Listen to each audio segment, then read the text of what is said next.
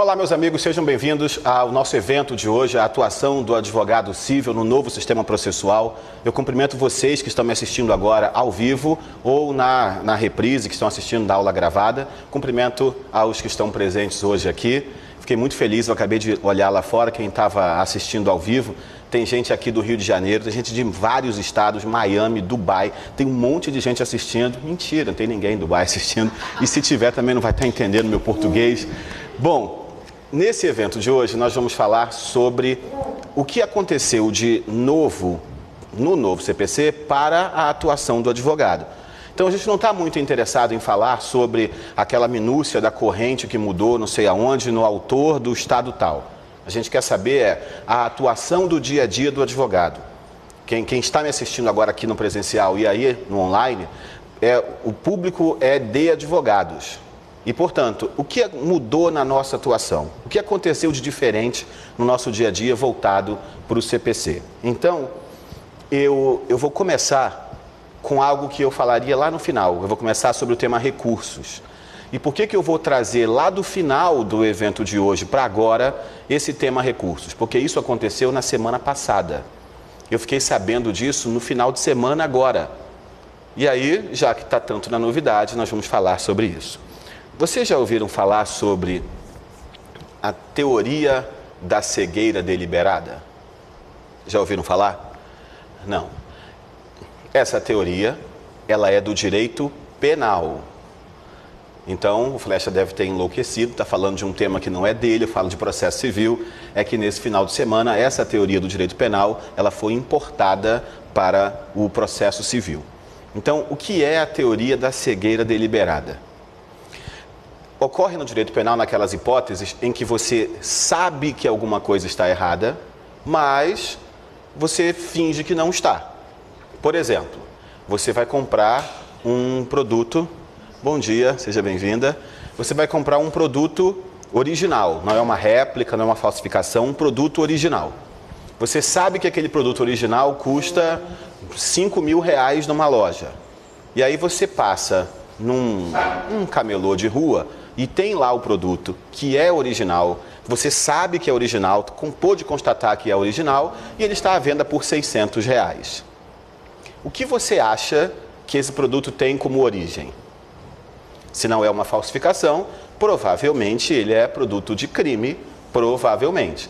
Você consegue ver nitidamente que esse produto, que é original, que custa R$5.000 e está por 600, provavelmente ele é oriundo de crime. O que você faz? Você finge que não vê, compra assim mesmo e leva para casa.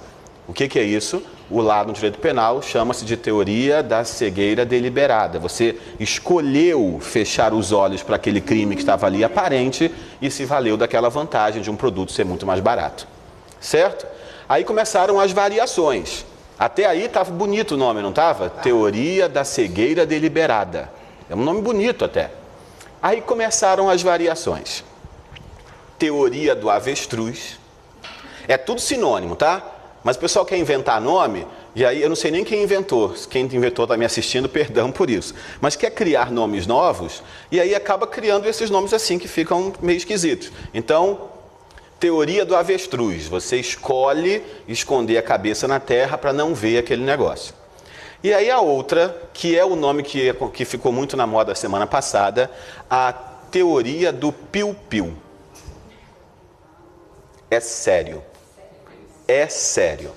Teoria do piu-piu. Eu tenho até vergonha de falar isso. Não fica bonito, né? Falar isso, ainda mais no vídeo. Não fica legal falar isso. Mas todo mundo conhece aquele desenho animado do Piu-Piu e do Frajola. Qual é a frase famosa do Piu-Piu no desenho? É a outra. Eu acho que eu vi um gatinho. Não é essa? Olha, vocês que estão aqui no presencial, vocês me conhecem, vocês sabem que eu sempre chego a algum lugar. Você que está no online, fica mais um pouquinho aqui. Isso não é besteira, isso está num julgado recente de um Tribunal de Justiça do Brasil. Então vai comigo até o final. O que é a teoria do Piu-Piu? O Piu-Piu está naquela gaiola e ele está vendo o Frajola chegando. Ele está vendo que o Frajola quer fazer uma investida contra ele. E ele diz, eu acho que eu vi um gatinho. Ele está vendo. Ele está vendo, mas ele diz, eu acho que eu vi. Ele está se enganando, isso é uma cegueira deliberada, por isso chama-se de teoria piu-piu. Tudo bem? Flecha, por que você não continuou falando sobre teoria da cegueira deliberada? Porque o julgado que eu vou ler para vocês usa a expressão teoria piu-piu. Usa a expressão, está escrito no julgado, eu vou passar o número para vocês. Certo? Ok. Olha só. Me disseram que essa televisão escreve, vamos fazer um teste. Ok, escreve e apaga. Eita! Teoria dos recursos. E onde entra essa tal teoria do piu-piu? Na época do CPC velho, o que acontecia? O recurso era interposto e dentro do recurso eu precisava cumprir o chamado juízo de admissibilidade. O que era o juízo de admissibilidade? Eu precisava cumprir no Código Velho, e no Novo continuo precisando fazer isso, eu precisava cumprir alguns requisitos formais. Cumprir o prazo, que é tempestividade, pagar custas, que é o preparo, e precisava juntar, eventualmente, alguns documentos que eram indispensáveis, como no agravo, por exemplo, eu tenho cópias obrigatórias, cópias facultativas, e assim por diante. Não cumpriu nada disso, qual é a consequência? Inadmissibilidade. O seu recurso vai ser inadmitido, acabou e ponto final. Assim funcionava na época do Código Velho. O Código Novo trouxe uma melhora sensível para os advogados e principalmente para as partes. Porque o advogado não recorre porque é fashion recorrer. O advogado recorre para proteger a parte. Então isso é bom mais para a parte do que para o advogado. Olha o que aconteceu no Código Novo.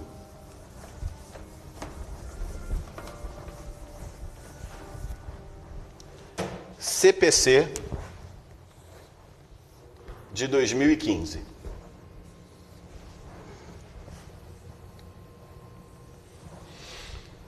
Recurso é interposto. E aí falta, por exemplo,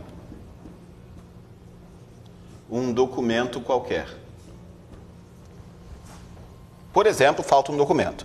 Mas, na verdade, falta um requisito qualquer de admissibilidade. Está faltando algum requisito formal daquele recurso.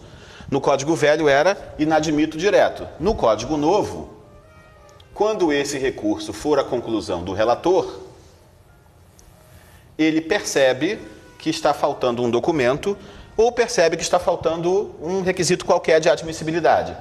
Ele não inadmite direto. Ele tem que aplicar o artigo 932, parágrafo único. Olha a redação desse artigo. 932, parágrafo único.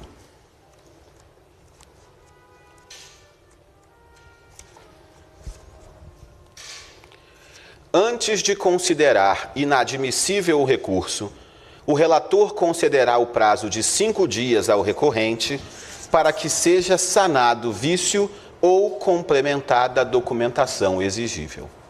Então, acabou essa história de dizer que o recurso é inadmissível direto. Falta alguma coisa, inadmite direto. Isso não existe mais. Artigo 932, parágrafo único, CPC de 2015, o relator, ele vê o problema, mas não inadmite direto. O relator vê o defeito formal do recurso e diz: eu acho que eu vi um defeito aqui. Isso lembra alguma coisa, vocês? Do eu acho que eu vi um gatinho? Essa é a teoria do piu-piu no processo civil. Eu sei, eu estou ficando com vergonha já de ficar repetindo essa expressão, porque ela é muito infantil, ela é muito lúdica, mas ela foi transformada em expressão processual, em expressão jurídica. O relator deve dizer: eu acho que tem um vício aqui. Intime-se o recorrente para que ele me diga que esse vício não existe ou, se existir o vício, que ele corrija esse vício, na forma do artigo 932, parágrafo único. Certo? Agora, o trecho do julgado.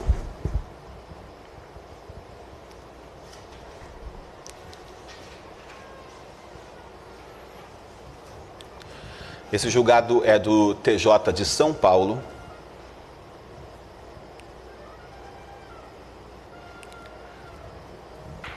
TJ de São Paulo.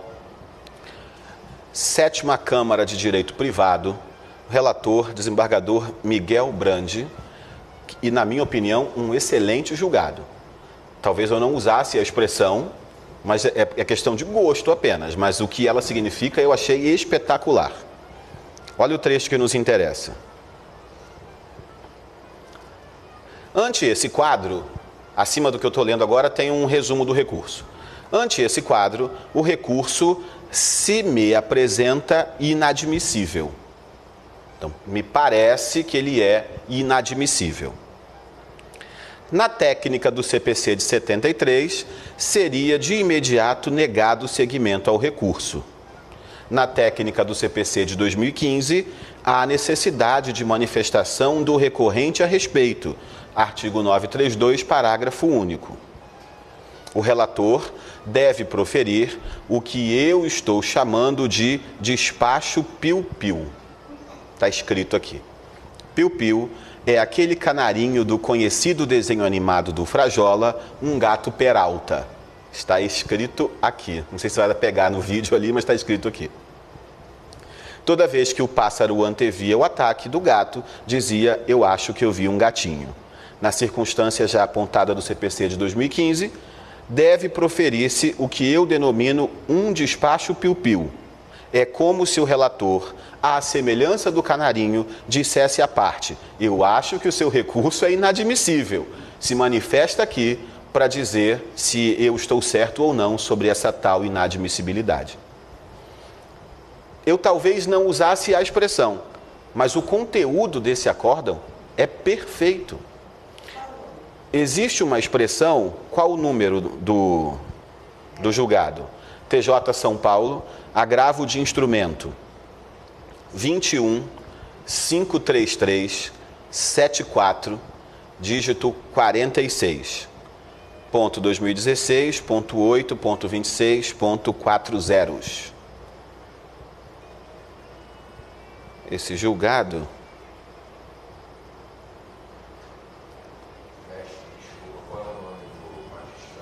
desembargador Miguel Brandi. Desembargador Miguel Brandi. Então, todo mundo conhece a expressão jurisprudência defensiva, que particularmente eu acho uma expressão pejorativa. Jurisprudência defensiva significa os tribunais criam jurisprudência para inadmitir o máximo de recursos possível, para com isso ter menos recursos para julgar. Então, por isso que eu reputo uma expressão pejorativa. Jurisprudência defensiva, você está ofendendo os magistrados de um modo geral. No máximo, a gente pode falar, aquele magistrado tal fez algo para mandar o processo embora. Isso é uma coisa. Agora, chamar de jurisprudência, está falando, o judiciário todo faz isso sistematicamente. Eu acho ofensivo, eu não gosto dessa expressão. Mas a gente sabe que a expressão existe. E a gente sabe que existem algumas decisões que têm por objetivo inadmitir o recurso direto para que, com isso, bom dia. Algumas decisões inadmitem o recurso direto para, com isso, ter menos recursos para julgar. Eu vou dar um exemplo. Você interpõe um recurso dentro do prazo. Mas dentro daquela contagem de prazo, existe um feriado e, portanto, eu vou pular aquele dia. Se eu interpuser um recurso para o STJ ou para o Supremo e não mostrar que aquele dia foi feriado, e como é que eu mostro isso? Com certidão, com diário oficial, tem que ser com documento oficial. Se eu não mostrar, no Código Velho, ele era inadmitido direto. No Código Novo, o STJ ou o Supremo tem que aplicar esse artigo e dizer, olha, me parece que o seu recurso é intempestivo. Explique aqui por que que ele não é intempestivo. Mostra aqui para mim por que que ele não é intempestivo. Ok? Então esse é o famoso despacho piu-piu. É a última vez que eu falo essa expressão, eu já cansei dela, mas o conteúdo dela é espetacular, especialmente para nós advogados e melhor ainda para as partes, que terão seu recurso julgado. Tudo bem até aqui? Ok. Mas, sobre esse tema, ainda temos mais um detalhe para falar.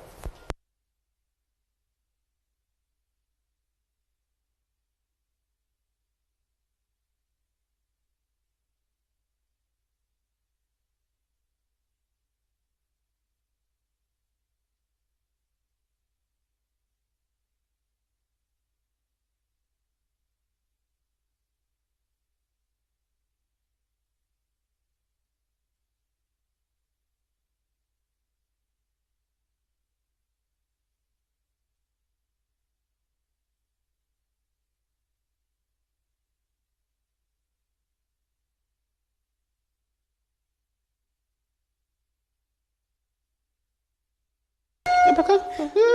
Bessie. Vem. Dá um tchauzinho pro pessoal ali, ó. Isso. O som voltou? Isso. Vocês ficaram sem som de repente. E aí, do nada, entra aqui a minha diretora e começa a mexer e fazer e tudo. No mínimo que eu podia fazer é apresentar para vocês, né? Vocês aí, todo mundo aqui viu o que aconteceu. Olha só, Código Velho. Qual o nome da senhora? Isso. Doutora Célia, advoga? Já advogava na época do Código anterior? Já? Ok. Então, olha o que acontecia na época do Código passado. Um recurso era interposto. Por exemplo, apelação. Apenas por exemplo, apelação. Quando ia à conclusão, o que poderia fazer o relator? O relator poderia dizer: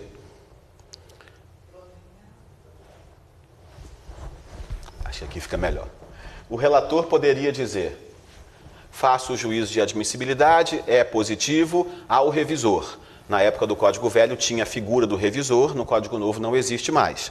Mas ele também poderia proferir julgamento direto desse recurso aqui, através de uma decisão monocrática.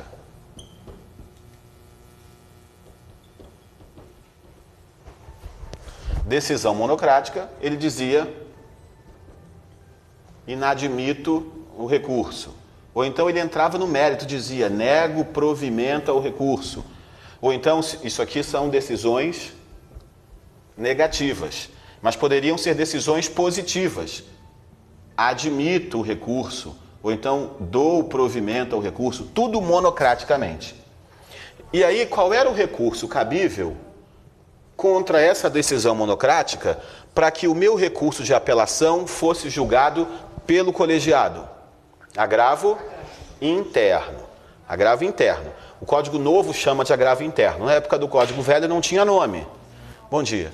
Na época do Código Velho não tinha nome. Então a gente chamava de agravo interno, chamava de agravo regimental, chamava de agravinho. Era um monte de nomes, mas na verdade, agravo interno sempre foi o melhor nome pela doutrina e o Código Novo batizou de agravo interno. Código Velho, agravo interno. E aí, qual era a praxe na época do Código Velho? E por que eu estou falando tanto de o que era no Código Velho para era no Código Novo? Já tem mais de 2 anos do Código Novo em vigor. Para que ficar fazendo esse comparativo? Porque muitas vezes a gente traz vícios da advocacia de um código para o outro. Por exemplo, quem já viu apelação interposta em 2 petições? Todo mundo já viu.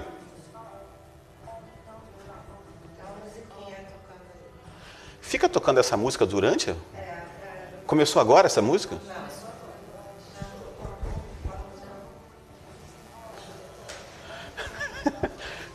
Gente, eu estou tocando uma música, não sei se está tocando para vocês aí, não é o meu celular que está tocando. A música é legal também, pelo menos deixa tocando aí. Se entrar funk, a gente interrompe. Pois bem, e aí o que acontecia na época do Código Velho? A gente fazia 2 peças de apelação. Então, essa música fica assim?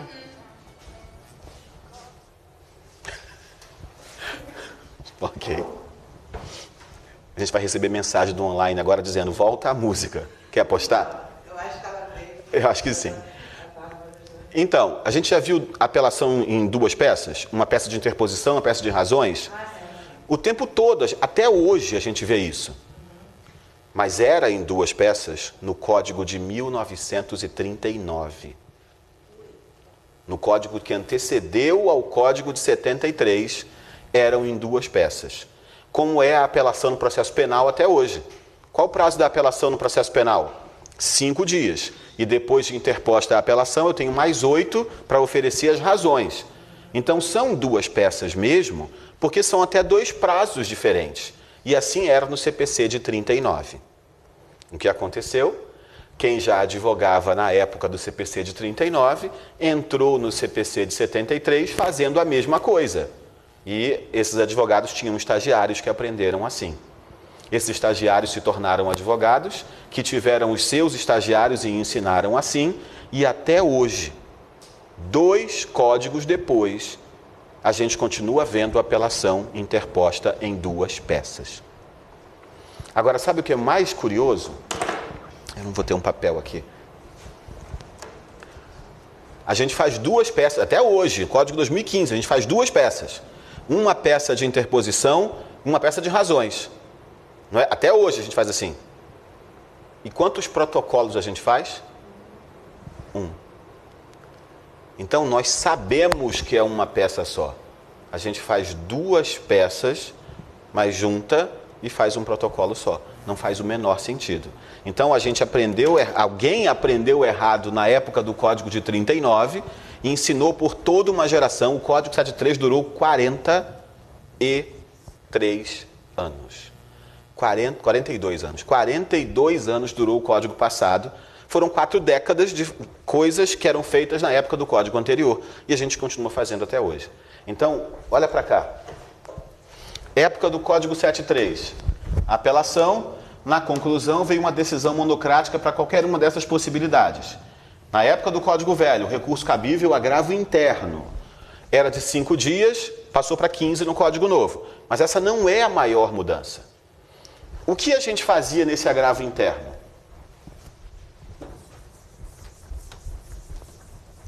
O que a gente escrevia nesse agravo interno? Repetia tudo que estava nessa apelação e no final pedia julgamento pelo órgão colegiado. Não era isso que fazia? A prática mostrava isso. Agravo interno, pegava a apelação, trocava apelante por agravante, apelado por agravado, trocava a apelação por agravo interno, mantinha tudo igual e lá no final dizia, quero o julgamento pelo colegiado para... E aí repetia o pedido que estava aqui. Não era? E aí virava uma linha de produção. A apelação era repetida no agravo interno e a decisão monocrática era repetida onde? No acórdão, na sessão de julgamento do agravo interno. Era uma linha de produção danada e não levava a lugar nenhum. Olha o que o Código Novo faz.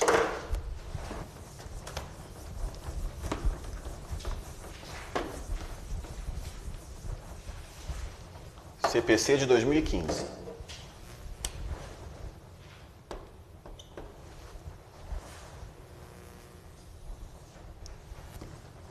A apelação é interposta.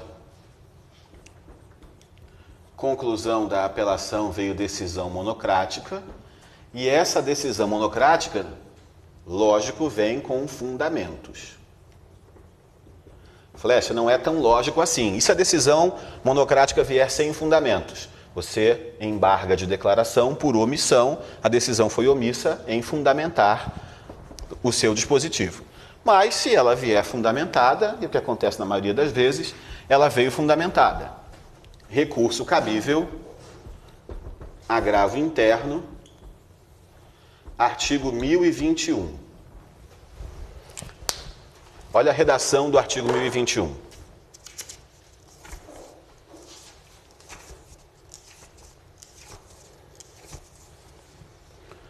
Contra a decisão proferida pelo relator, olha para cá um minutinho, está aqui o relator, decisão monocrática do relator. Contra a decisão proferida pelo relator, caberá agravo interno para o respectivo órgão colegiado, observadas quanto ao processamento as regras do regimento interno do tribunal. Até aí é o cabimento do agravo interno. Parágrafo 1º, conhecido como desgraça na terra. Na petição de agravo interno, o recorrente impugnará especificadamente os fundamentos da decisão agravada. E quando não fizer isso, ele será inadmitido. Olha para cá. Agravo interno que deve impugnar especificamente isso aqui. E aí agora o nosso exercício é de psicotécnico. O exercício agora é cronológico, é de carteira de motorista mesmo. Olha para cá.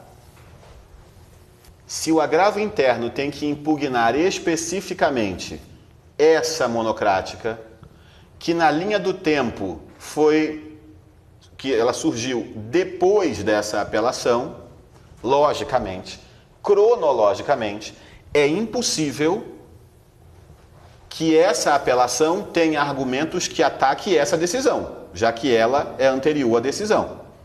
Então, nesse agravo interno, eu não posso repetir os termos dessa apelação, porque eu preciso atacar especificamente a decisão que foi proferida depois da apelação ser interposta. Fácil isso? Fácil. Então, aqui já tem uma primeira novidade. Eu vejo um monte de agravos internos que são inadmitidos por falta dessa fundamentação específica. Acabou essa história. Agravo interno é mole. Pega a apelação, dá uma maquiada e manda embora. Não dá mais para fazer isso no novo CPC. Até aqui tudo bem? Vai ficar pior. Flecha. E se eu não impugnar especificamente? Portanto, falta fundamentação. É possível, na conclusão desse agravo interno ao relator, é possível que ele aplique o 932, parágrafo único, e diga, olha, eu acho que falta uma fundamentação aqui. E, portanto, como fundamentação é requisito de admissibilidade dos recursos, falta fundamentação aqui. Pelo 932, 5 dias, para que o agravante, no agravo interno, traga a fundamentação específica dessa decisão. Entendemos o problema? Ok. Supremo Tribunal Federal, em julgado do ministro Luiz Fux, que escreveu o Código Novo, ele disse que não se aplica. Não se aplica o 932, parágrafo único, aquele que manda corrigir em 5 dias, não se aplica ao agravo interno por falta de fundamentação. E o fundamento desse julgado foi: o 932 tem por objetivo corrigir um vício formal, um vício de procedimento, um vício apenas na parte processual do recurso. Fundamentação é mérito do recurso. E se eu der esse prazo para você complementar a fundamentação, na verdade eu estou ampliando o próprio prazo do recurso. Eu não posso fazer isso. Então, muito cuidado. O 932 é muito legal para a gente, advogados, partes, mas apenas com questões processuais. Fundamentação para o STF é mérito, e para mérito você não pode emendar. Por que você não pode emendar o seu agravo interno e aduzir nova fundamentação? Porque ocorreu uma bobagemzinha chamada preclusão consumativa. Você já consumou o ato de recorrer naqueles termos, não venha querer recorrer de modo diferente. Foi? Ok. Então a gente encerrou a primeira questão que eu queria tratar com vocês sobre a atuação do advogado civil. Uma outra questão envolve a petição inicial.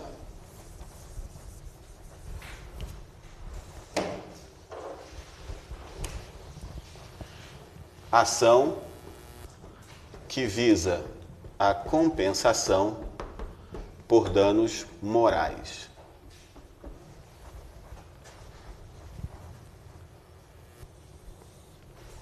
E aí pensem em qualquer ação de compensação por danos morais, tá?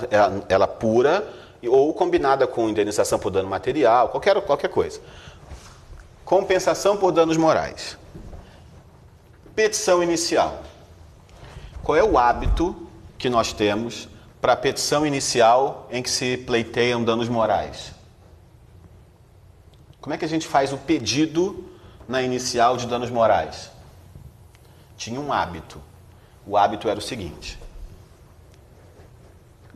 condenação do réu ao pagamento do valor a ser fixado pelo prudente critério do juiz. Quem já viu petição inicial assim de danos morais? Todo mundo. Vocês do online certamente já viram petição inicial assim. Quanto o autor está pedindo de dano moral? Quanto? Ele não disse. Ele disse o que ele quer. Vou colocar aqui no cantinho. Ele disse o que ele quer.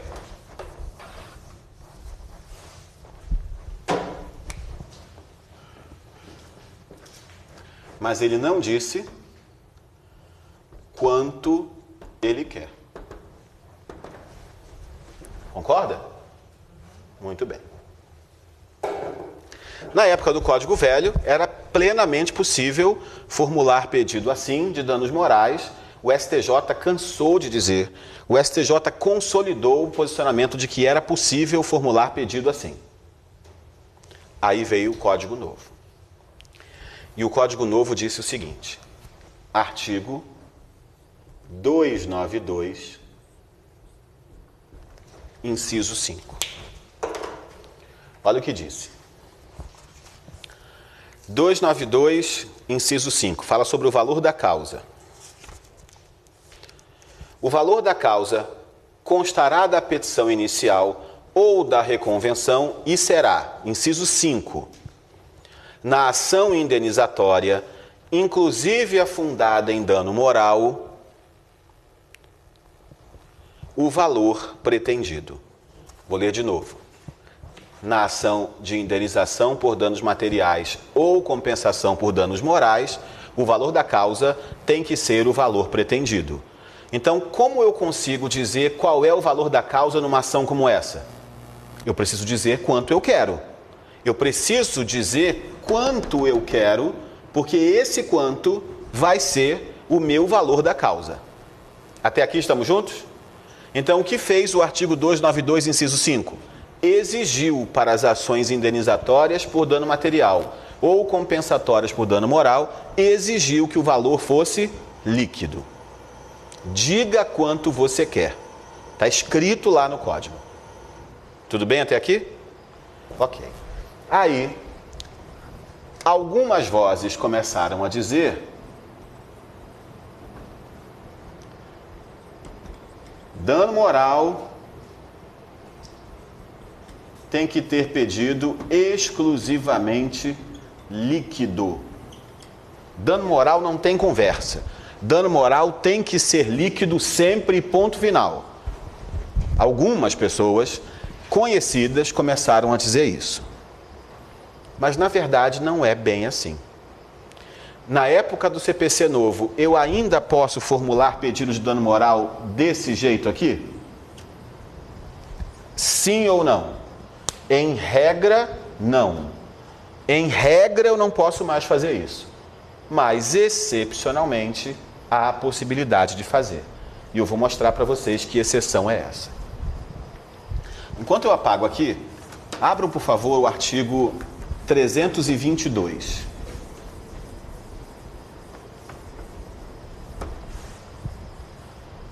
Diz o artigo 322. O pedido deve ser certo. Ponto, e acabou o artigo. O que significa a certeza do pedido? O quê? Não. Certeza do pedido é dizer o que você quer. Isso é certeza. Certeza é, eu quero dinheiro, eu quero a entrega de uma coisa certa, eu quero uma obrigação de fazer consistente em, eu quero uma obrigação de não fazer, que é uma abstenção consistente em. Isso é certeza. Diga exatamente o que você quer. Agora, olha o 324. O pedido deve ser determinado. Determinado é isso aqui, ó. É o quanto. Determinação é você dizer quanto você quer, é delimitar o que você quer. Então, quando você pede uma indenização de danos materiais de 10 mil reais, quero 10 mil reais. Onde está a certeza? O que você quer? Dinheiro. E a determinação, 10 mil desse dinheiro. Tudo bem? Agora, olha o 324, parágrafo 1º. O caput diz, o pedido tem que ser determinado. Aí o parágrafo 1º diz, admite-se, no entanto, pedido genérico. Pedido genérico é sinônimo de pedido indeterminado, que por sua vez é sinônimo de pedido ilíquido. Tudo igual. Então, se pedido determinado é aquele que eu digo valor, pedido genérico é aquele que continua sendo certo. Pedido genérico, você continua tendo a obrigação de dizer o que você quer, mas você não diz quanto você quer. Isso é pedido genérico, ou indeterminado, ou ilíquido. Até aqui tudo bem? Ok. Agora, quando é que eu posso formular pedido genérico? São 3 incisos do artigo 324, parágrafo 1º. 3 incisos. Vamos lá. Primeiro inciso. Nas ações universais.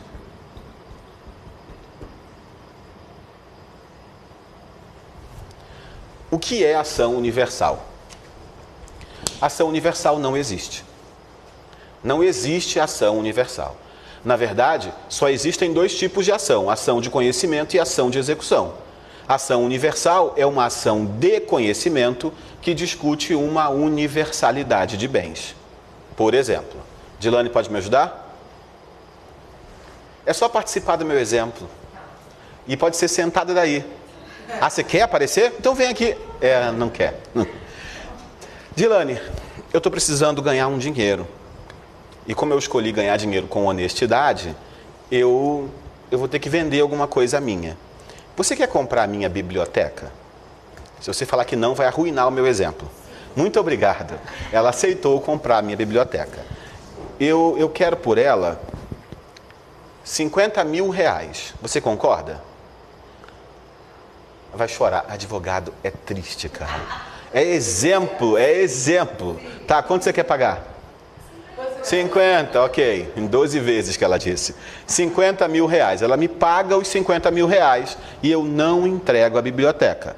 Ela tem, então, uma ação para entrega de coisa. A biblioteca. Mas, quantos livros tem nessa biblioteca? Não sabe. Quais são os volumes que tem nela? Não sabe. Qual o estado de conservação? Não sabe. Eles são físicos ou digitais? Também não sabe. Ou seja, você quer discutir uma universalidade de bens. Nesse exemplo, o que você quer? Os livros, a biblioteca. Isso é o quê? Certeza. Mas a determinação, a quantidade, você sabe? A qualidade, os autores? Não, você não sabe. Nesse caso, eu tenho um pedido genérico, um pedido ilíquido.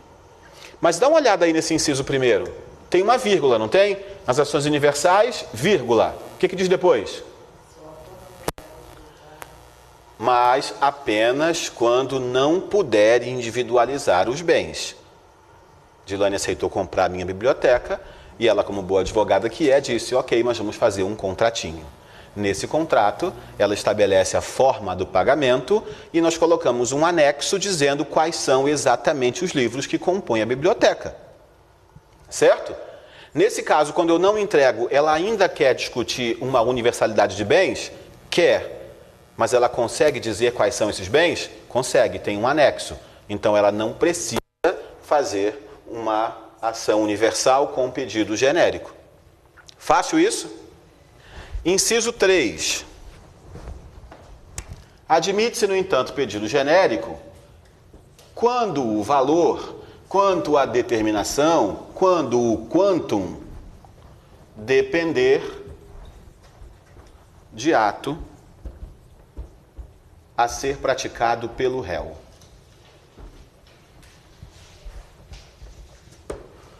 Quando depender de ato que deve ser praticado pelo réu. Exemplo clássico do número 3 é a ação de exigir contas, que na época do Código Velho a gente chamava de ação de prestação de contas, no Código Novo a gente chama ação de exigir contas. Nessa ação, que tem um procedimento especial, diz o Código, diz a lei, que 2 são os pedidos que devem ser formulados pelo autor. Primeiro, a efetiva prestação de contas pelo réu e, segundo, condenação do réu ao pagamento dos valores que ele não conseguia explicar. Esse segundo pedido, eu quero dinheiro.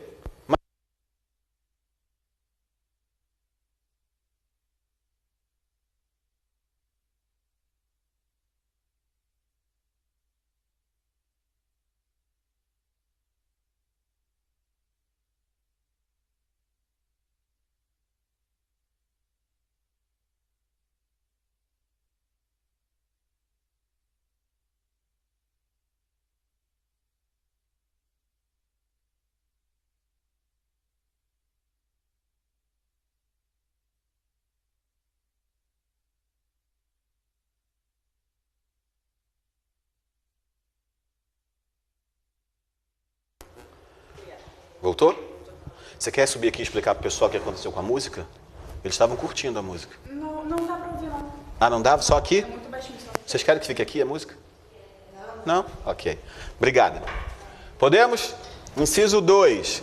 Quando o autor não consegue, desde logo, determinar a extensão do dano que ele sofreu.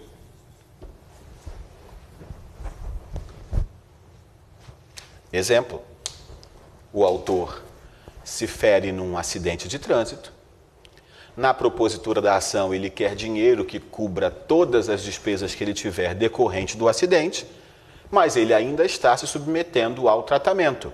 Ele ainda não sabe quanto ele vai gastar com médico, com hospital, com remédio, fisioterapia, terapeuta, etc. Ele não sabe disso. Então, ele quer dinheiro, todos os valores decorrentes do acidente que ele sofreu, mas ele não sabe quanto é esse valor. Tudo bem até aqui? Ok. A pergunta é: isso vale para o dano moral? Sim ou não? Vale ou não vale para o dano moral?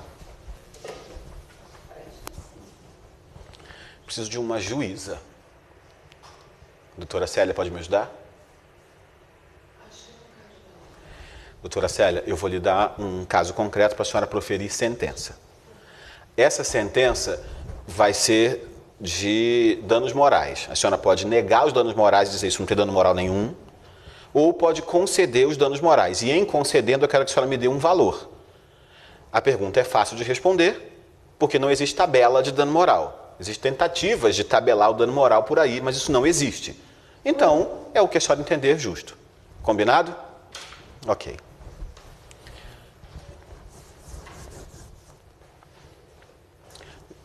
Micro-ondas é um bem essencial para a senhora?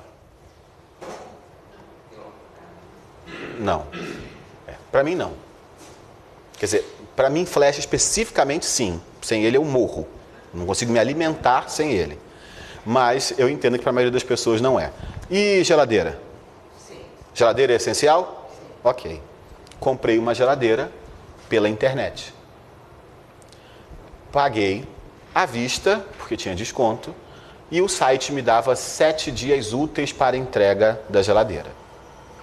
Eu não tenho espaço na minha casa para 2 geladeiras.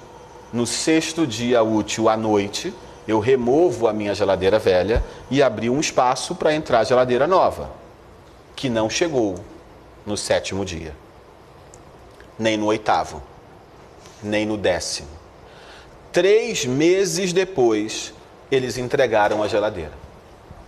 Eu ingresso em juízo, pleiteando compensação por danos morais, porque eu fiquei 3 meses sem geladeira. Eu tenho um filho que é um bebê e que tem que armazenar comida, Minha esposa e eu ficamos fora de casa o dia inteiro. A gente usa muito a geladeira para guardar comida para a semana inteira, etc.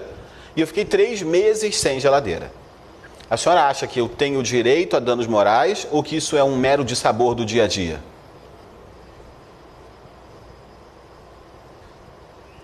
Fique à vontade.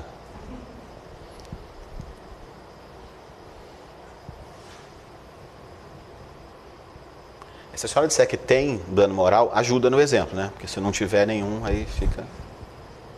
Tem dano moral?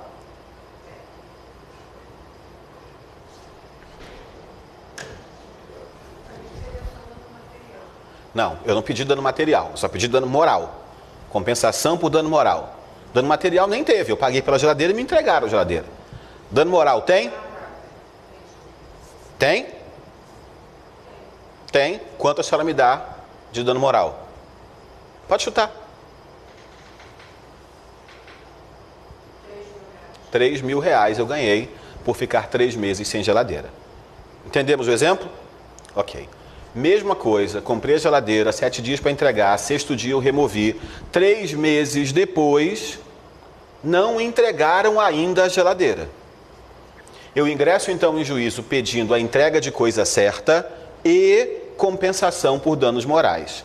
E lá na sentença, quando ela foi proferida, o juiz verificou que eu fiquei 18 meses sem geladeira. Entregaram, mas eu fiquei 18 meses sem geladeira, até que entregaram. Então perdeu o objeto a obrigação de fazer, mas ainda subsiste o pedido de danos morais. Pergunta, eu vou ganhar os mesmos 3 mil que eu ganhei por 3 meses sem geladeira? Não. Por coerência, o judiciário tem que me dar mais do que 3 mil. 3 mil, 3 meses, ainda que não faça uma progressão e me dê 18 mil, mas não pode ser igual 3 meses sem geladeira e 1 ano e meio sem geladeira, concorda? Mas quanto eu vou pedir no primeiro exemplo? Eu não sei, mas eu tenho como saber, o equivalente a 3 meses sem geladeira. Diz aí quanto você acha que vale os seus 3 meses sem geladeira, mas diga, porque você sabe a extensão do dano, 3 meses sem geladeira. No segundo exemplo, ninguém pode dizer qual é a extensão do dano, porque quando a ação foi proposta, eu ainda estava sem geladeira e não sabia quanto tempo eu ficaria sem a geladeira. Deu para ver? Então, qual é a regra em tempos de novo CPC? Regra, quer dano moral? Diga quanto você quer de dano moral, salvo se o fato que te causou o dano moral ainda continua produzindo efeitos. Como no caso da geladeira, quando eu propus a ação, eu ainda estava sem a geladeira. Se o fato que te causou o dano moral continua produzindo efeitos, então você não tem como saber, na propositura da ação, qual a extensão do dano. Então, uma remissão para o código é, no 292, inciso 5, dá para colocar C/C combinado com artigo 324, parágrafo 1º, inciso 2, também do CPC. Foi? Ok. Pergunta? CPC 73 estava a critério do juiz. Ok. Em 2015, você obrigatoriamente deveria colocar o valor. Ok. Em 2015 eu tenho que colocar o valor. Isso. Quanto, né? Muito bem. Eu acho que dano moral. Bom, se o cliente achar que são 40 salários mínimos, é o preço. Se o cliente achar o quê? 40 salários mínimos, se você entrar com o juizado. Tá. Aí você entra e pede 40 salários. Por quê? Ele pediu parar de salário. Pode a parte ser condenada por litigância de má-fé porque pediu um valor exorbitante? Claro que não. 1, ela pagou custas sobre isso. 2, se foi no juizado, a lei te assegura processar lá sem pagar custas iniciais. Enriquecimento ilícito, nada, nem absolutamente nenhuma sanção. Você pede quanto você quiser. Submeta-se às consequências do seu pedido. Você quer pedir $1 milhão, peça. Mas se você perder, você paga a sucumbência sobre o valor do seu pedido. Então, peça com muito cuidado. Agora, ser punido pelo pedido, não, problema nenhum. Diga. O senhor falou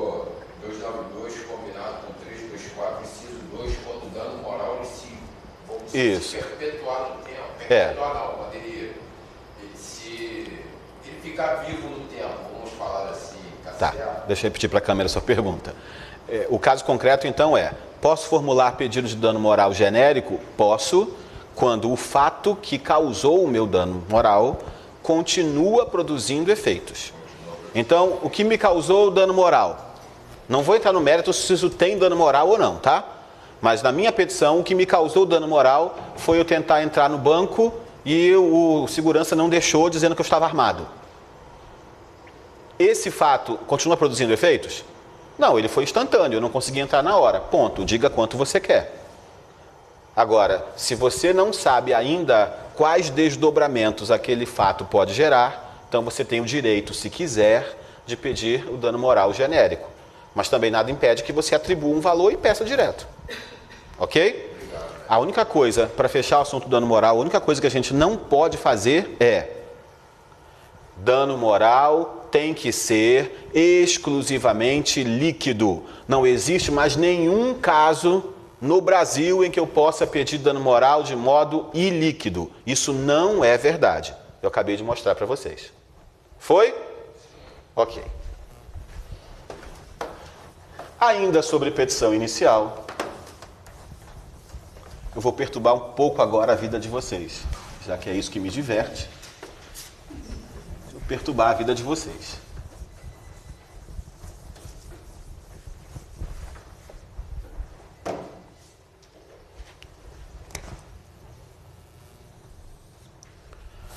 Petição inicial.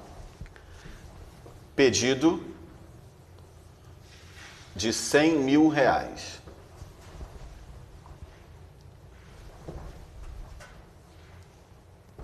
Sentenças possíveis. Pode o juiz condenar ao pagamento de 100 mil? Pedir 100 mil, pode? Pode. Então, isso pode. Pode o juiz condenar ao pagamento de 80, em vez de 100? Pode. Pode o juiz condenar a nada, porque julgou improcedente o pedido? Pode. Pode o juiz condenar o réu a pagar ao autor 120? Depende. Depende. Se for 100 mil mais consectários que somados dão 120, ok. Mas o que vocês presumiram com razão é que o juiz condenou no principal em 120. Isso não pode. Eu pedi 100, o juiz não pode me dar além. Tudo bem até aqui? Pode o juiz, então esse aqui não pode. Pode o juiz condenar o autor, o réu, a entregar ao autor um carro que vale os mesmos 100 mil reais? Pode? Também não. Por que não pode? Porque o juiz está vinculado na sentença aos limites da petição inicial. Tudo bem? Abram o artigo 141.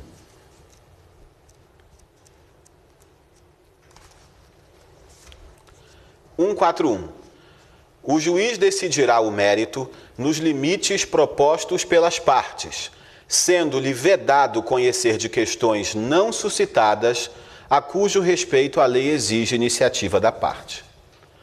E já que está aberto, aí já coloque uma remissão, ver 492. Diz o 492 a mesmíssima coisa. É vedado ao juiz proferir decisão de natureza diversa da pedida. Olha para cá. Diversa da pedida, eu quero dinheiro, ele me dá um carro.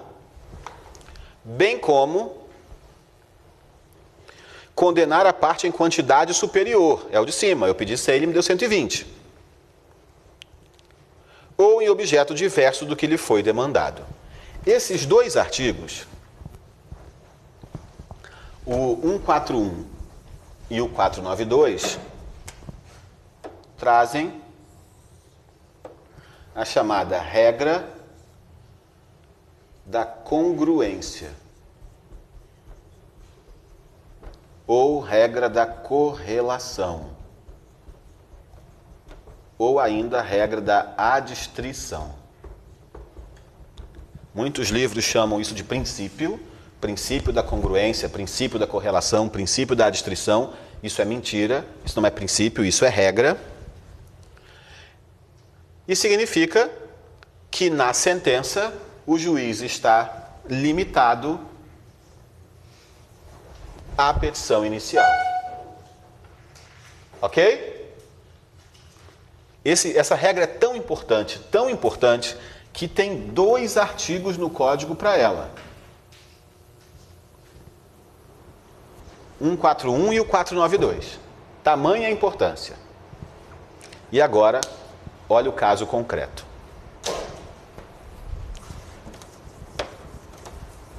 Petição inicial daquela vítima de acidentes de trânsito que eu falei agora há pouco. O que ela quer? Dinheiro. Quanto de dinheiro ela quer? Pedido ilíquido. Todo mundo certamente já ouviu falar numa fase processual chamada de liquidação de sentença. Liquidação de sentença, acontecer a liquidação de sentença é regra ou exceção? Regra ou exceção? Me digam, o pedido tem que ser certo? E em regra tem que ser líquido? Tem, que é o determinado. Lembra? Líquido é sinônimo de determinado. Em regra, o pedido tem que ser certo? Sim. Tem que ser líquido? Sim. E em regra, a sentença tem que ser proferida nos limites da inicial? Sim. Então, se em regra a inicial é líquida, em regra a sentença também vai ser líquida. E, portanto, eu não preciso de liquidação de sentença, porque a sentença vai ser líquida. Tudo bem? Mas, excepcionalmente, eu posso formular pedido ilíquido? Posso. E se excepcionalmente eu formular pedido ilíquido, também excepcionalmente a sentença será ilíquida. E é só nesse caso de sentença ilíquida que eu vou precisar de uma fase chamada liquidação de sentença. Foi ou não foi? Então, liquidação de sentença é regra ou exceção? Exceção. Porque eu só preciso dela quando a sentença for ilíquida, isso também é exceção, porque a sentença só será ilíquida quando o pedido for ilíquido, e isso também é exceção. Fácil isso? Fácil. Agora, olha para o quadro.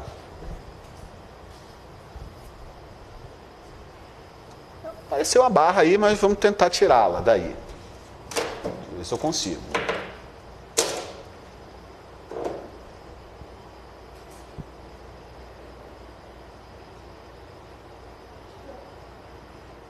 Eita, fica cada vez pior. Mestre, então, o senhor está falando que a exceção hoje em dia quando o pedido é ilíquido, né, para fazer... Isso que eu falei agora de exceção e tal, já era assim no Código Velho. E no Código 39. Sempre foi assim, sempre. Tá? O autor é aquele do acidente de trânsito. Ele quer dinheiro, mas ele não sabe quanto ele quer. Pedido ilíquido, portanto. Lá pelo meio do processo, ele termina o tratamento médico e junta aos autos todos os recibos. Sentença. O juiz julga procedente o pedido e condena o réu a pagar ao autor R$136 mil, que por acaso é todo o tratamento médico. Pergunta: essa sentença é líquida ou ilíquida? Líquida. 136, líquida, concorda? Essa sentença é líquida. Mas o pedido foi e líquido. Aquela sentença respeitou a correlação? Sim ou não? É lógico que não. Essa sentença não respeitou a correlação. Eu pedi 136 mil? Não. O juiz me deu isso? Então essa sentença é nula ou válida? Eu juntei documento. Sim, e amanhã é sábado. A gente não... Qual é a relação disso? Sentença é nula ou válida? Também tendo como válida. Vejam, não há a menor dúvida que esses dois artigos aqui, que eles foram violados. Não há a menor dúvida disso. Mas, se eu pudesse ter formulado o pedido líquido, eu teria feito? Sim. Se eu tivesse os elementos para pedido líquido, eu teria feito esse pedido líquido? Sim. Teria, não teria? Mas como eu não tenho, eu peço de modo ilíquido. Aí o juiz profere sentença ilíquida, condena o réu a pagar ao autor todos os valores decorrentes do acidente, o que será apurado em liquidação de sentença. Acabou a sentença, acabou o processo na primeira instância. Certo? Quando transitar essa sentença, seja porque não teve recurso, seja porque teve recurso e eles já foram julgados, quando transitar em julgado essa sentença, eu vou começar a liquidação de sentença? Sim. E o juiz, para chegar ao valor líquido para a execução, ele tem que analisar o quê?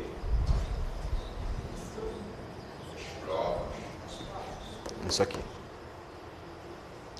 Que eu só vou juntar depois do trânsito, porque só depois do trânsito eu terminei o tratamento. Mas se eu terminei o tratamento durante o processo, tem algum empecilho para essa sentença ser líquida de imediato? Absolutamente nenhum. Nesse sentido, anotem, por favor.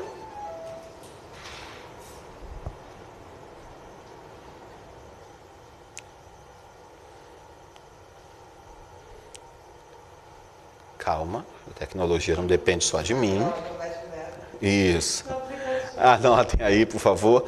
Não, já está salvo, mas tem que abrir o bloco de notas e tudo.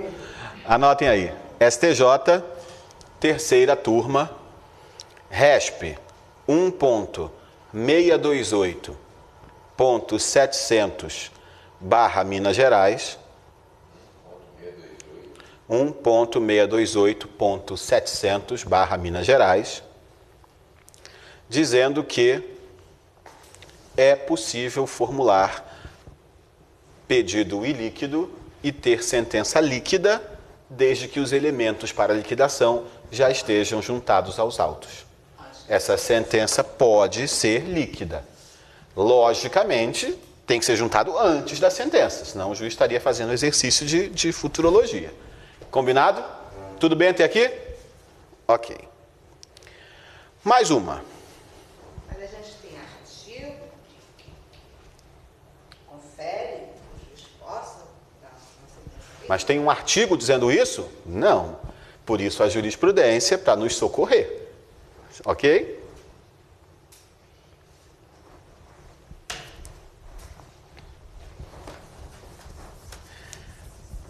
Já nos encaminhando para o final do nosso evento. É mole? Já está chegando no final. O quê? Eu não sei que horas são. É? Já está indo para o final. Passou rápido, não foi?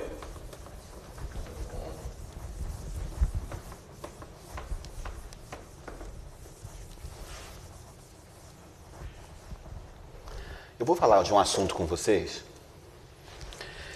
Esse assunto, ele vem sendo discutido já há algum tempo. E vai parecer que é um assunto velho. Mas não é. Porque teve desdobramento recente e eu trouxe julgado do STJ para vocês. Certo? Vamos lá.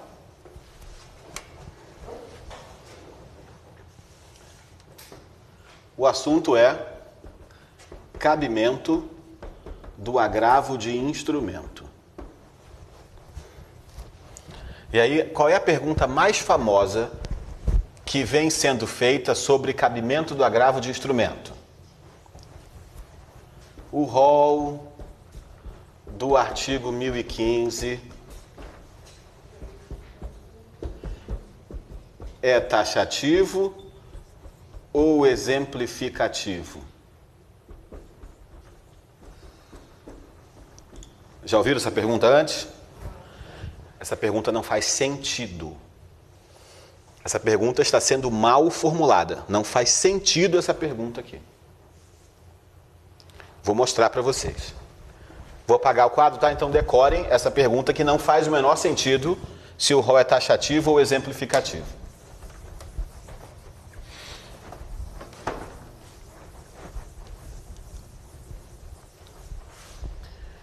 Diz o artigo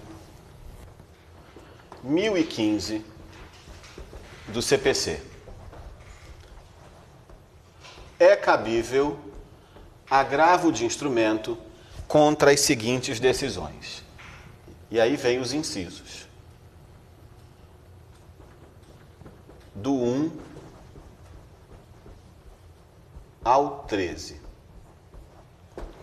13 incisos me dizendo quais são as hipóteses de cabimento do agravo de instrumento. Aí a pergunta é, esse rol é taxativo ou exemplificativo? O que significa rol taxativo? Qual é a definição de rol taxativo? As únicas hipóteses são essas do artigo.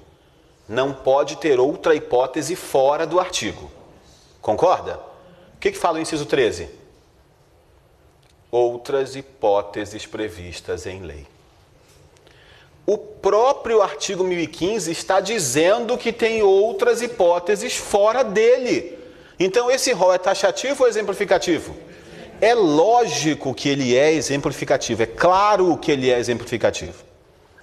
Na verdade, a pergunta que se quer fazer é outra. A pergunta que se quer fazer é: o agravo de instrumento só é cabível quando tiver expressa previsão em lei? Não só na lei 1015, mas em qualquer artigo de lei? É isso que se quer perguntar. Só cabe agravo de instrumento quando estiver expressamente previsto em lei, seja qual for o artigo, ou cabe agravo de instrumento em outras hipóteses que não tenha expressa previsão legal? Essa é a pergunta que se quer fazer. Mas isso não chama taxatividade. Expressa previsão em lei chama tipicidade. Quando está expressamente previsto em lei, eu tenho tipicidade. Lá no direito penal, o que é fato típico? Crime não é o fato típico. Fato típico, ilícito e, dependendo da corrente, culpável. Pois é, tem corrente. Ok, fato típico é a conduta do agente está expressamente prevista em lei.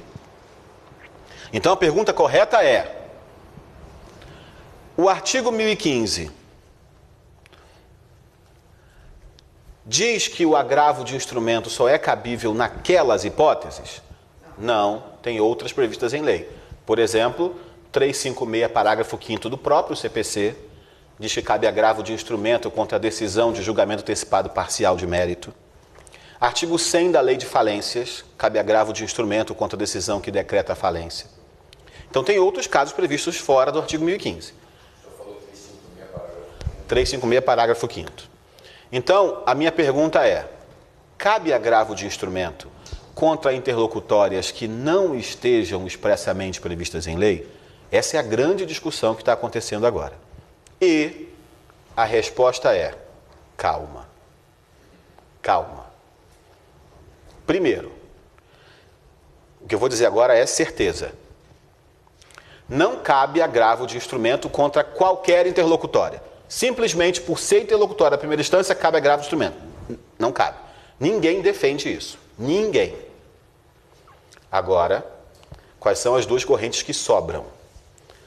A mais fechada só cabe agravo de instrumento se tiver expressa previsão legal, ou, a mais aberta, cabe agravo de instrumento contra outras interlocutórias que não tenham expressa previsão legal, mas sejam semelhantes a essas que têm previsão legal. Então, o exercício agora é: abram o artigo 1015, leiam todos os incisos. É claro que o exercício não é feito agora, pelo menos não para a gente aqui em sala de aula, mas se você está me assistindo na reprise, pausa aí o vídeo e lê todos os incisos. Quem está vendo no ao vivo também não consegue fazer agora. Mas eu já adianto para vocês, todos esses incisos, todos eles têm uma coisa em comum. Eu tenho urgência em recorrer.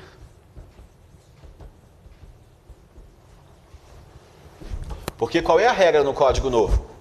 Se não tiver interlocutória com expressa previsão legal de cabimento do agravo de instrumento, você não recorre agora, espera a sentença ser proferida e ataca a interlocutória em preliminar de apelação. Mas essas aqui não dá para esperar a sentença ser proferida para fazer preliminar e apelação. Eu tenho urgência em recorrer. E aí a corrente mais aberta diz: quando eu tiver uma interlocutória que não tenha previsão legal, mas também tenha urgência em recorrer, é possível você abrir o rol do agravo de instrumento e admitir também para essas interlocutórias. Tudo bem? Exemplo.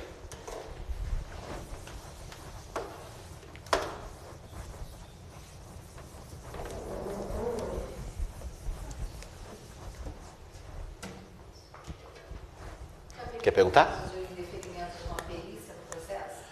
Esse é o primeiro exemplo que eu vou dar.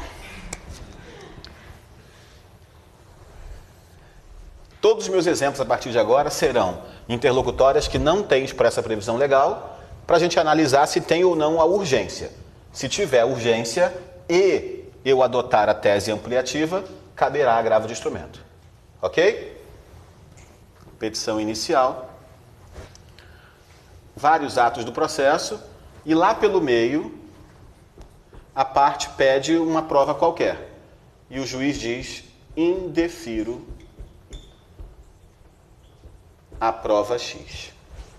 A Dilane perguntou se prova pericial e aí, Dilane, a resposta que eu vou te dar vale para qualquer indeferimento de prova, não só a pericial. Indefiro a prova X. Eu tenho urgência em atacar esse indefiro prova X? Tenho. Olha, essa pergunta ela tem que ser feita mentalmente. Nós somos advogados e nós nos fazemos essa pergunta. E ela tem que ser feita com cautela, porque advogado sempre tem urgência. Advogado sempre tem urgência de atacar aquele negócio. Advogado não quer esperar para atacar depois. É ou não é? Sempre tem um risco de lesão, de grave prejuízo, nem que seja o ego do advogado, mas sempre tem esse risco. A gente sempre quer atacar logo. Então, calma, vamos perguntar isso com cautela. Se o juiz indefere mesmo a prova e eu não puder atacar agora, o que acontece? O processo segue até a sentença. A sentença foi ruim para mim, que pedi a prova que o juiz indeferiu. Aí eu vou apelar. E na apelação, é certo de eu dizer o quê? Se eu tivesse produzido a prova que eu queria produzir, essa sentença não seria de improcedência. E o que o tribunal pode fazer? Tem razão. Vamos produzir essa prova. O tribunal vai produzir essa prova? O relator, desembargador, vai dizer: nomeie o perito fulano de tal, venha. Vai fazer isso? Não, ele vai anular a sentença, remeter o processo para a vara de origem e lá na vara de origem o juiz vai produzir a prova que ele não quis produzir e depois ele profere nova sentença. Se isso acontecer e eu vencer, aí o autor vai apelar. Para começar, tudo de novo. Se isso tudo acontecer, eu causei celeridade ou morosidade para o processo? morosidade. E, salvo engano, esse código não nasceu para criar morosidade, e sim celeridade. Então, essa interpretação causa um resultado diverso da intenção do código. Existe urgência em atacar o indefiro à prova tal? Existe. Outro exemplo. Foi, Edilane? Foi? Outro exemplo. Petição inicial de uma ação proposta aqui no Rio de Janeiro. Conclusão da inicial. Reconheço de ofício a incompetência absoluta desse juízo e remeto os autos para o juízo competente, que também é o Rio Branco, no Acre. Isso é interlocutória? É. Tem previsão legal para atacar por agravo de instrumento? Não. Se eu admitir, então, a teoria restritiva, qual é a consequência? O processo vai para o Acre. Eu não vou no Acre, porque não é atravessar a rua. Eu vou ter que contratar um advogado correspondente ou pedir para o meu cliente contratar um advogado dele no Acre. Já tem prejuízo. Mas segue. 4 anos depois, sentença é proferida. E aí não importa o resultado. Quem perdeu, apela. E na apelação, eu faço uma preliminar de apelação para atacar essa interlocutória aqui. E venço. O tribunal diz, competente é mesmo o Rio de Janeiro. Esquece todo esse negócio para trás. Remete o processo de volta para esse cara aqui. E começa tudo de novo. Eu tenho urgência em atacar a decisão que fala sobre a incompetência do juízo? Tenho. Eu tenho sim. Outro exemplo. E eu dou os julgados no final, tá?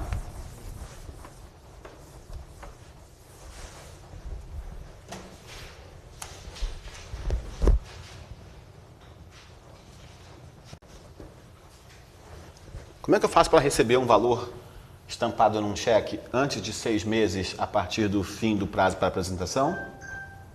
Ação. Como é que eu faço para receber um valor de um cheque que não tem ainda 6 meses desde do fim do prazo para apresentação? Eu falei rápido de propósito mesmo. Ação. Tá bom, como é que se cobra cheque? Ação de execução, porque cheque é um título executivo extrajudicial. E aqui está a minha ação de execução. Petição inicial. Na conclusão, o juiz disse, cite-se.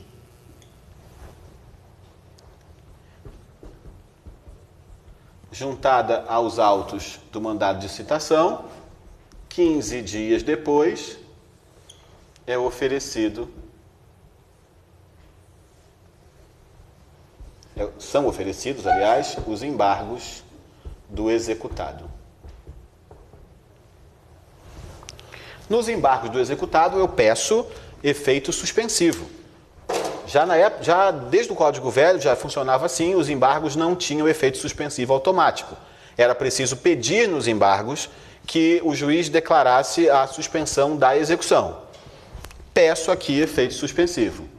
Na conclusão, o juiz diz: indefiro o efeito suspensivo. Isso é interlocutória? Sim. Se essa decisão não for atacada e continuar suspenso, continuar indeferido o efeito suspensivo, essa execução vai continuar? Sim. E a continuação dessa execução é capaz de me causar uma grave lesão de difícil reparação? Sim. Vai causar? Não sei. Mas é capaz de causar? Sim. E, portanto, eu preciso atacar agora o indeferido efeito suspensivo? Preciso.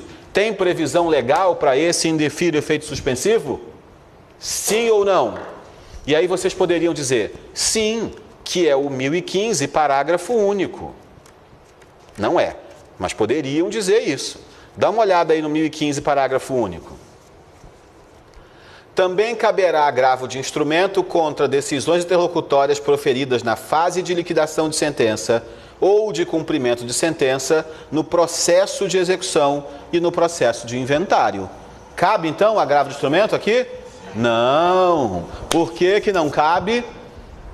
Porque isso aqui é uma execução, mas a natureza jurídica dos embargos é de ação de conhecimento. Os embargos têm natureza de ação de conhecimento. Então, os embargos não estão sujeitos ao parágrafo único, estão sujeitos ao caput. E no caput do 1015 tem alguma decisão dizendo indefiro efeito suspensivo? Não tem. Mas eu preciso atacar agora? Preciso. Muito bem. Para todos esses exemplos que eu acabei de dar para vocês, o STJ vem admitindo agravo de instrumento. Anotem os julgados, por favor. Nesse momento eu peço, antes de dar os números, eu peço para o pessoal da técnica comparecer aqui na sala, porque tem uma surpresinha para vocês do presencial e do online. Pessoal da técnica, se puder aparecer, vamos ver se funciona esse microfone mesmo. Vamos lá, anotem aí. Tudo que eu falei agora.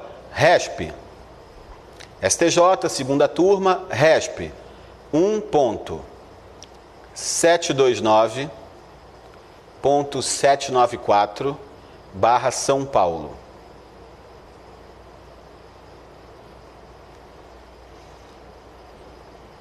RESP 1.704.520/MT. RESP 1.696.396/MT. RESP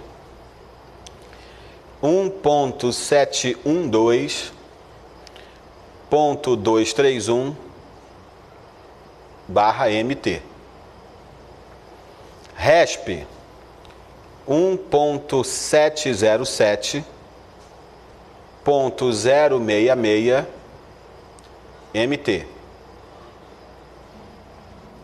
E o último, RESP 1.717.213 também /MT.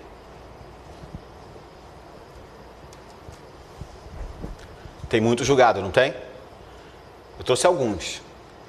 Eu trouxe apenas alguns. Tem muitos julgados do STJ, tem muitos julgados de tribunais de justiça dos nossos estados, dizendo que cabe agravo de instrumento em outras hipóteses que não tenham expressa previsão legal. Agora, o mais curioso é o seguinte.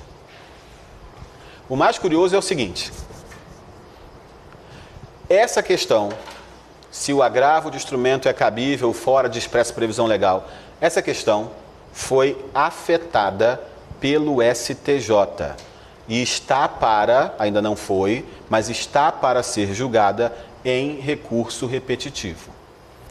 Quando isso acontecer, essa decisão vai ser vinculante para todo o Brasil. Então, em breve, a gente vai saber se só cabe com expressa previsão legal ou não. Agora tem um detalhe. Quando uma questão é afetada, a decisão que resolve afetar aquele recurso como representativo da controvérsia, a decisão pode dizer se suspende todos do país ou não. E a decisão resolveu não suspender. Não está suspensa. Então, embora essa questão esteja para ser julgada em repetitivo pelo STJ, não estão suspensos todos os agravos do país. Porque se isso acontecesse, ia ser um inferno na Terra. Entendemos isso? Ok. Nada é tão ruim que não possa piorar. Vocês acham que é só isso? Não é não. Olha para cá.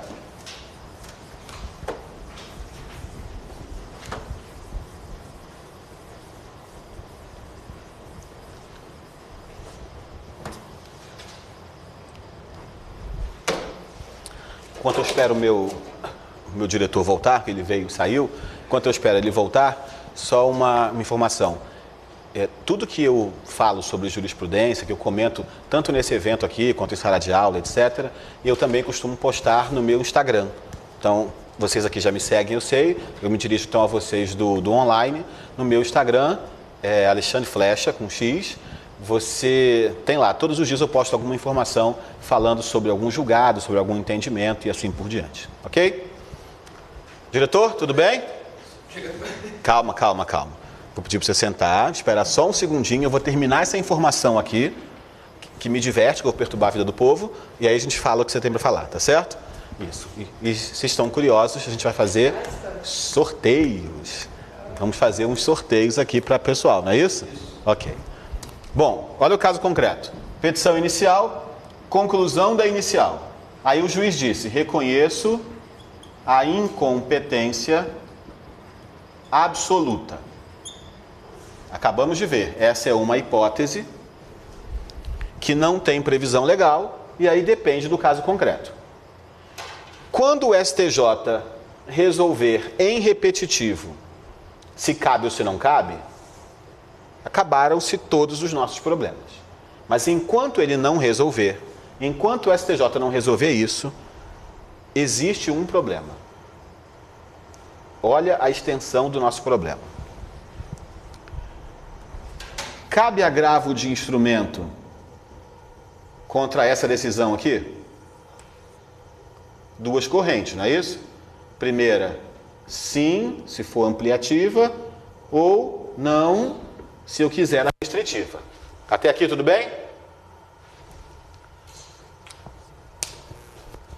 Eu sou um cara mais tranquilo, eu sou um cara mais previdente, para que eu vou arriscar? Eu sou conservador, então eu vou escolher que não cabe. Aí o processo segue. Lá no final, tem a apelação.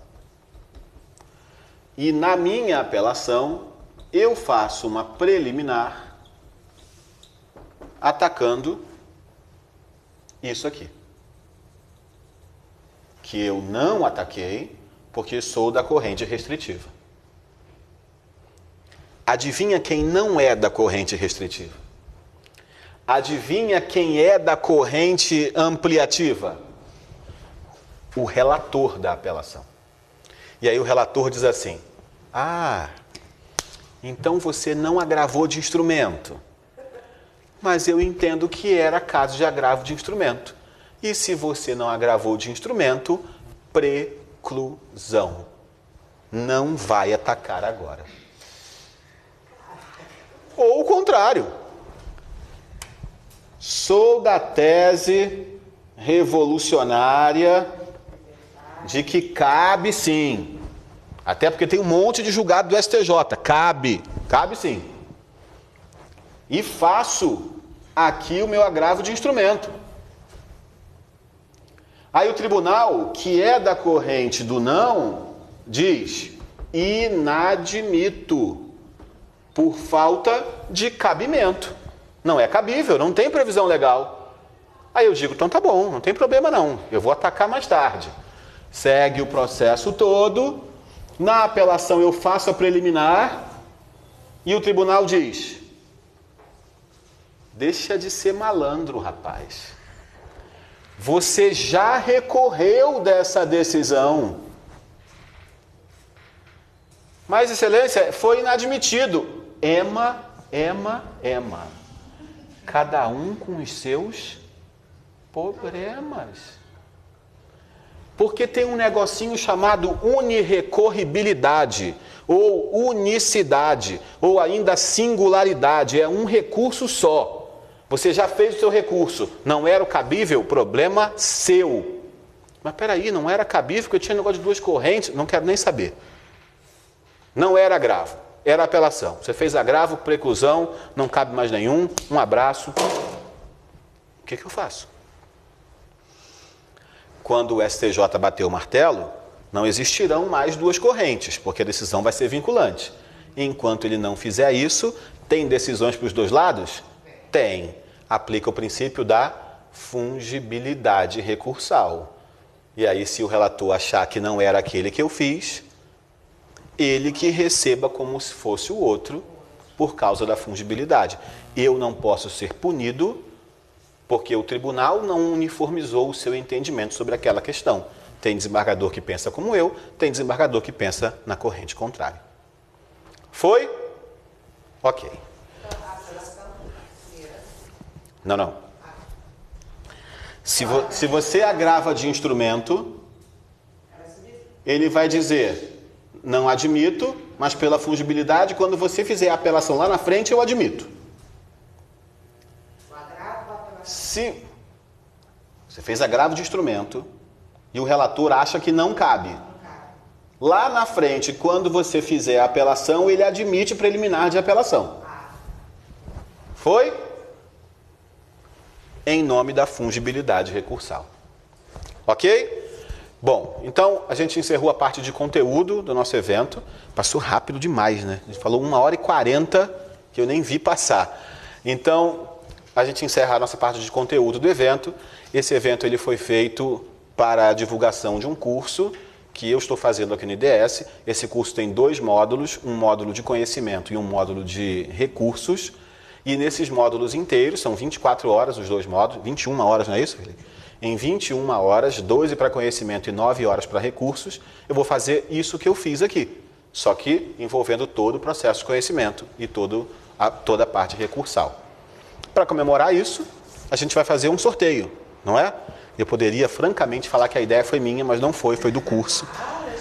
Nós vamos sortear 2 bolsas de 50%, uma para o pessoal do presencial. Aquela moça da frente ali não pode participar, porque ela é minha estagiária, ela está aqui assistindo. Se ela ganhar é fraude, então ela não pode participar. E uma para o pessoal do presencial e uma para o pessoal do online. Então, me dá aqui essa é a lista do presencial. Ok. Então, eu podia escolher um número, mas tem um aplicativo para sorteios. Isso. A ideia é a seguinte: nós temos 45 pessoas inscritas para o presencial, mas apenas 8 pessoas vieram aqui no presencial. Então eu vou sortear só entre os que estão presentes. Ok? Então de 1 a 8.